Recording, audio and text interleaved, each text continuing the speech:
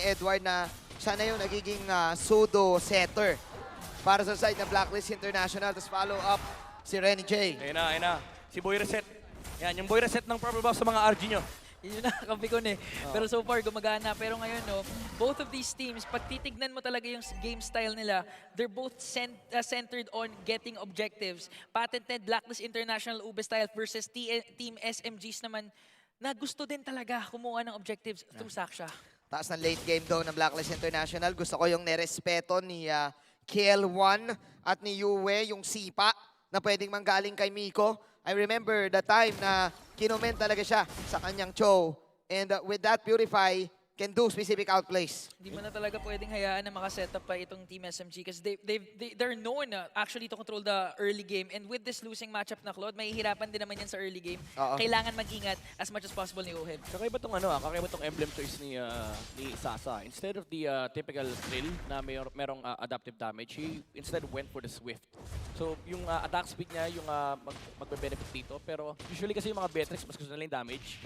Para at least kung nagpa-farm ka, mas mabilis silang makapatay ng minion wave. Siguro, Siguro mag-iiba siya ng build dito. Baka, ano din eh, medyo reliable actually yung Husker dito. Kailangan mo ng lifesteal for the Beatrix. siguro sa reload.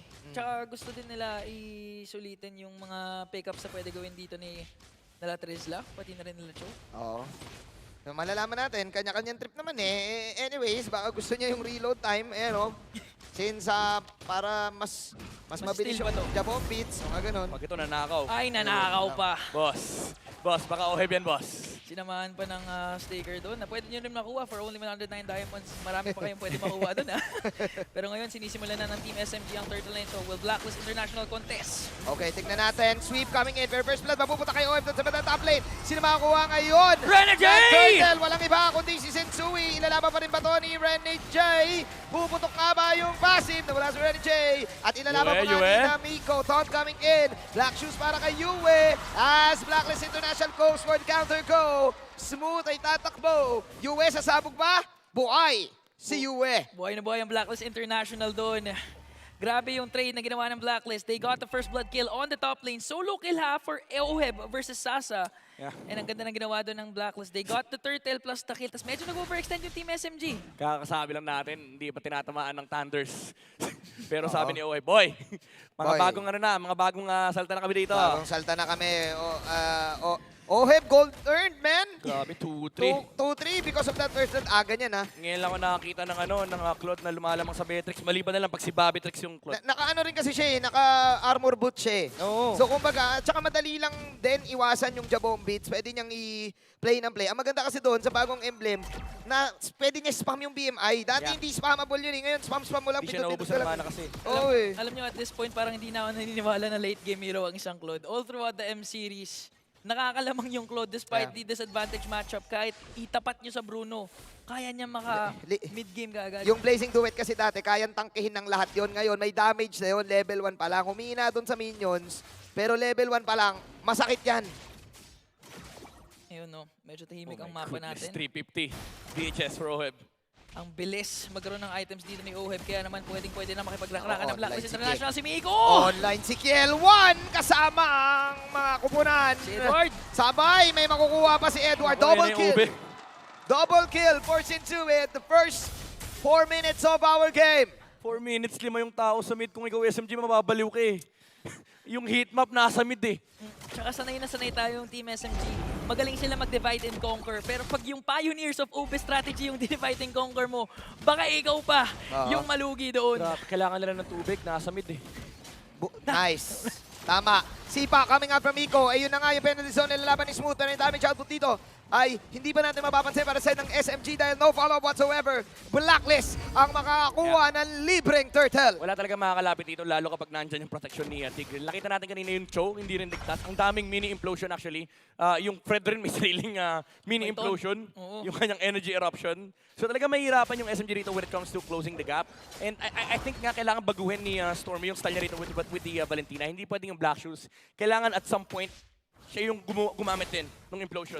Kahit mismo yung final slash man lang kasi pwede yun ma-combo with the Trizlas Oo. penalty zone So right now, nahihirapan talaga yung Team SMG to do their own rotation. 2-level gap. 2 level gap kaagad meron ang gold laner na si Oheb dito. Hirap niyan.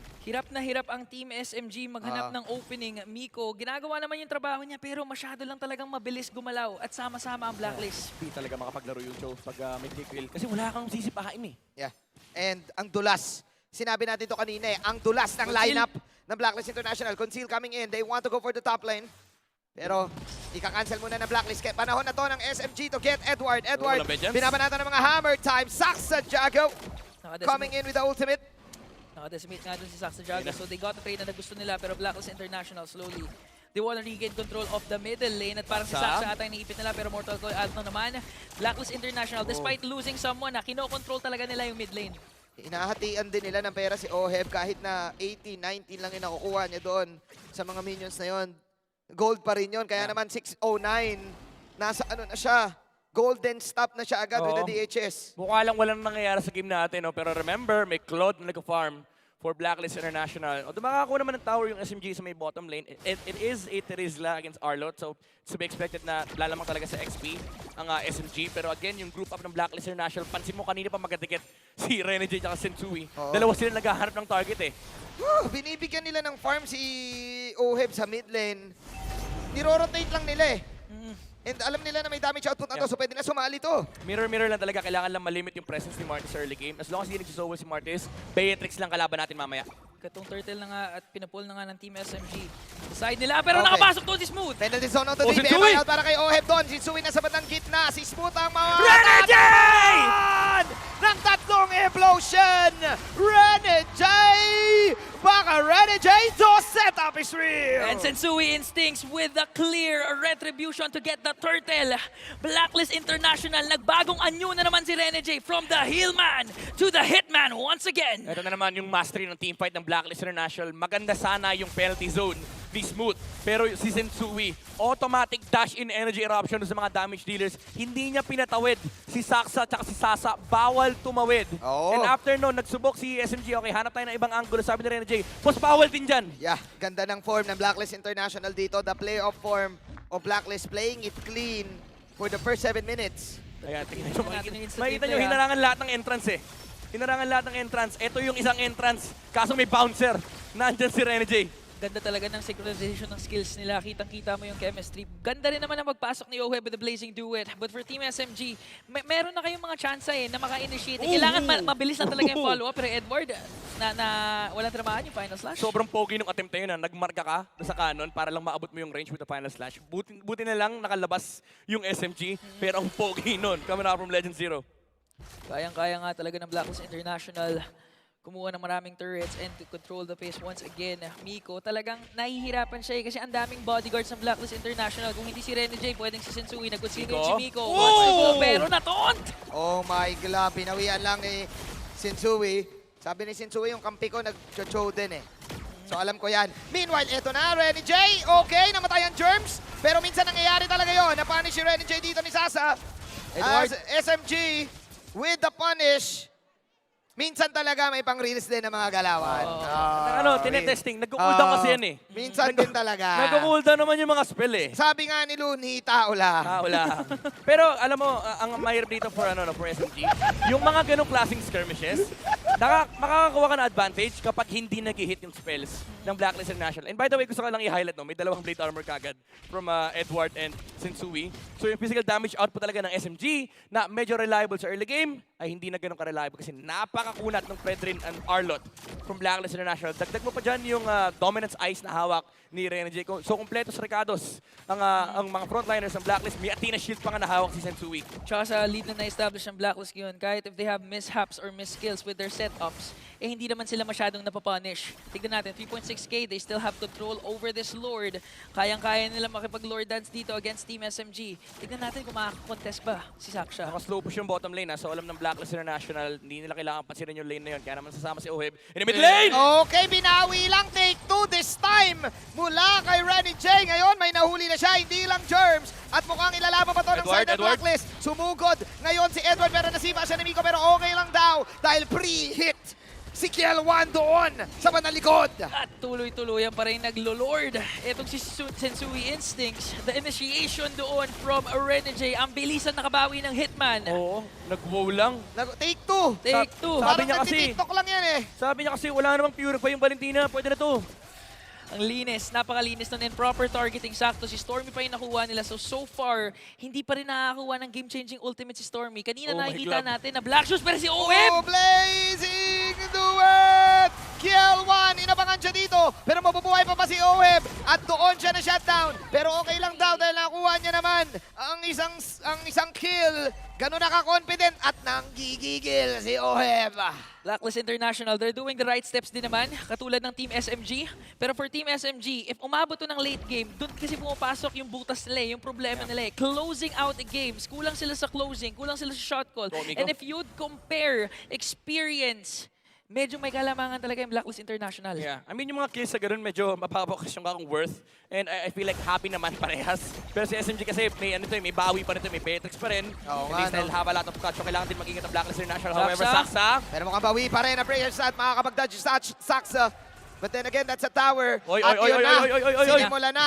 May sumpayan ah. Sinimula na ni Sensui. Finish the game muna, finish the game. Oh, Mr. yeah. Stephen. Sticker lang, sticker lang. Relax, relax. Sabi ni Mr. Stephen, saglit lang. Kaya rin namin pindutin to eh. Oh, ano lang, testing lang, testing. Testing lang. Mabilis naman mo-burst down ng Team SMG yung Lord doon. Pero Sensui pumasok with ito. Hindi tumama yung final slash. Masyadong makunat. Para yan ang Blacklist International Pero kahit mali shoes. pumasok. 12 minutes, under 12 minutes pa, may pasok pa yung tower. Okay lang yan. Team SMG, successful defense pa rin. That was a level 1 Lord. They prevented inhibitor turrets taken down. Pero if gusto nyo makabawi sa Blacklist International, you have to make a play right away. 2K gold lead yung yung Claude over the Beatrix. Meron na rin Wind of Nature and I think Malefic Roar na yung next na item dito ni Oheb. At least gusto niya mag-Sea Halberd para lang mawala yung... well, wala namang Haskell yung Beatrix, so hindi rin worth it. So I think Malefic Roar na talaga Malefic yung na yan, susunod boss. na item ni Oheb dito. No? Yung mga makukulit na frontliners for SMG, Miko? mabilis lang matutunaw ni Oheb. Oo. Malefic na yan. Tapos switch na lang nung boots. Tsaka, With Tupper, no? apart from the items, so napapansin din naman natin na Team SMG, nakuha nila yung targets. Kanina nakuha nila si Oheb. It was just that kailangan umalis sila after nila makuha yung target. Because if this game or if this clash na-extend, nakakalamang pa kasi yung Blacklist International. Oh, yeah. Pero may Wind of Nature na rin si Sasa rito. So they could actually potentially make a play onto anybody. Ang nagiging dilemma nila dito is yung yung approach ng Blacklist International. Rinse and repeat lang. Lagay mo si Sensui sa frontline. Renegade sets up on anybody na makita niya kasi wala naman naka-purify from the side of SMG. Tapos ang mahirap kasi doon, once na mag-set up yung Tigreal, wala kang ibang choice kundi tiisin yung susunod ng final slash eh. Lalabas at lalabas yan mula kay Edward. Tapos kung masurvive mo yun no, yung mga glooms ni Lilia, Pag na-survive mo yan, ang lupit mo. sobrang lupit mo na. 2K gold lead para sa isang gold laner, tapos na-survive mo yung ganong klaseng combination. Oo. This is looking like SFG on the pressure to make that set. On the pressure to catch a certain hero and probably dodge Renegade's implosion. Then again, you have I think the number one problem is Kiel1. Yeah. The damage of this Claude. Pero for the benefit of Team SMG naman, since walang inhibitor turrets na nakuha, pwede silang makipagsayawan dito Oo, sa pero ikalawang Lord Dance. Classic Lord 101 to. I-reset to ng Blacklist kapag nag-push yung bottom lane.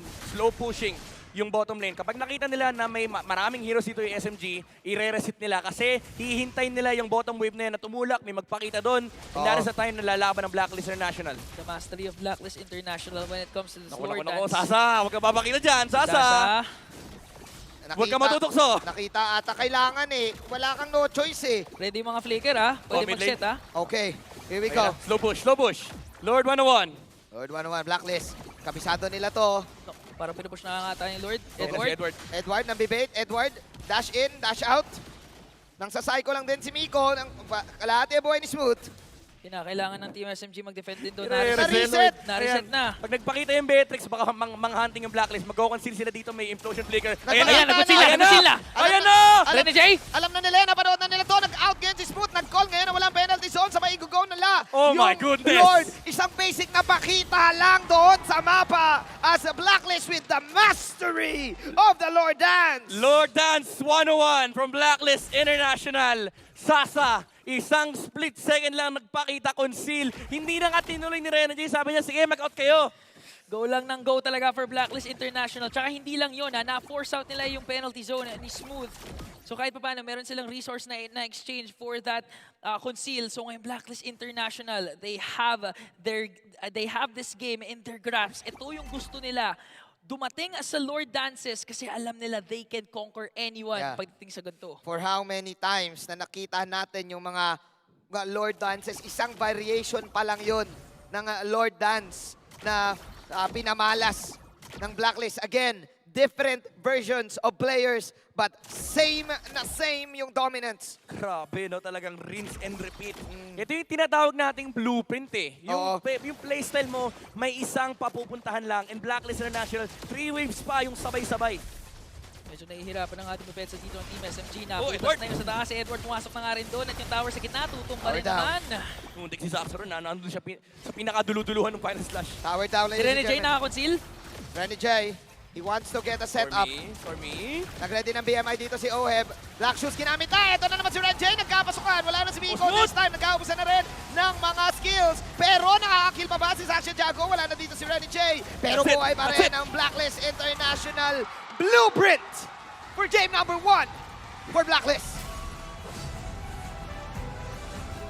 The mastery of the Lord Dance.